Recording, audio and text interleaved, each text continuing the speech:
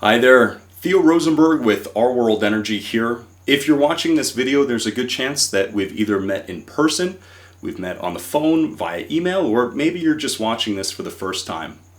What we do here at Our World Energy is provide complimentary energy assessments for your home's need and assess what solar options are going to be best for you. In today's video, I'm going to give you my top 5 tips on how to navigate buying solar and some things that you should be aware of when you have a complimentary energy assessment with an advisor. So let's dive into it with tip number 1. We're going to first want to analyze your objectives. What are your needs, your goals, your requirements for your solar system? Are you primarily looking to go solar to offset your carbon footprint? Do you want to leave a lasting impact for future generations? That's awesome. Maybe you're going to fall into the second category of looking for monthly savings. Your monthly bills to Tucson Electric Power have been too high and you'd like to substantially reduce that. Or maybe there's a third category where you're looking for an investment. You're looking to increase your home's property value and build equity instead of throwing your money down the gutter every single month, right? Analyze what your goals are here, and an energy advisor like myself will help you navigate that space. Tip number 2 is you're going to want to understand the viability. First step here, have to be a homeowner, right? Once that's out of the way and we're looking at your property, the next step is we want to take a look at your roof condition. Not all roofs are going to qualify. And if your roof hasn't been recoated, redone, maintained in the last 20 years, it's going to be a good choice to look at a re-roof then solar. And of course, there are options out there with Our World Energy to re-roof and then go solar. Next thing you're going to be aware of here is there's tax options out there. And what I mean is there's a federal tax credit right now that allows you, when you finance or purchase a system, to get a large non-refundable tax credit back to you if you're either a W-2 or a 1099 tax-paying American. So just be aware that if you have tax liability that is going to match a certain portion of that system, well then you're going to get that back when you file your taxes. So just be aware of that big credit that currently exists and check out if you're going to make sense and talk to your CPA and any tax specialists as needed. Also be aware that you may move in the future, whether you're going to be in the home 1 to 2 years, 2 to 5 years, or 5+ years. An energy advisor will talk with you about your options on when it comes time to either transfer, pay the remaining balance on either a finance or a lease program here, or what that added value to your home could look like. Tip number 3 for you is going to understand your product choices. You're going to want to analyze what programs are out there to help you go solar. Now, traditionally, a lot of solar programs have been leased options. The likes of Solar City, Vivint, Sunrun have come through and they traditionally installed expensive systems back in the day, and they assumed the liability, the warranties, all of that. They got the federal tax credit and homeowners just got a cheaper bill. Now, the market has moved more towards ownership, towards finance, zero down finance options. And these are a great way for homeowners to go solar without sinking a ton of money into the system initially. The third option is just a flat out cash purchase.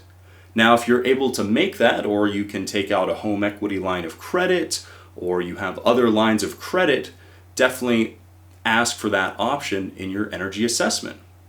So be aware that there are some options, and an energy advisor will help you navigate that space. Underneath that point, to sub-point number 3, is to understand your relationship with your local utility provider.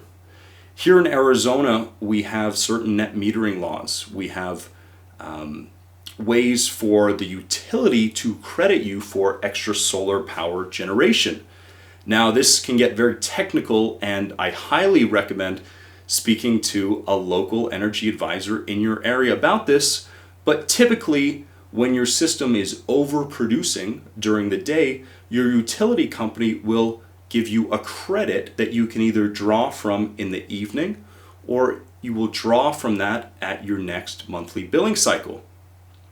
So understand what relationships exist with that, understand that there are some grandfathering policies, and understand that utilities are slowly taking that down, but your bill will change after solar. And do your research and consult either your local utility company or a solar energy consultant that can provide you the straight up facts on those topics. Point number 4, understanding what equipment you're getting. Solar systems are kilowatt based. They are rated in wattages or horsepower, if you will. And some systems are going to be tier 1. Some systems are going to be tier 2. And understanding that when you buy a system, what you're doing is you're putting a power plant on your house. You're actually putting tenants on your roof that are going to pay you every single day, pay you every single month in the form of kilowatt hours.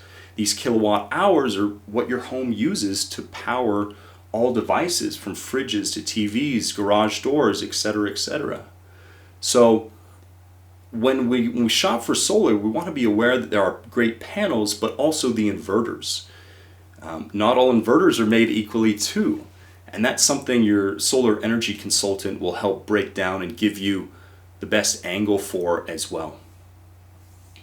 Tip number 5 for you is going to be to assess your warranties.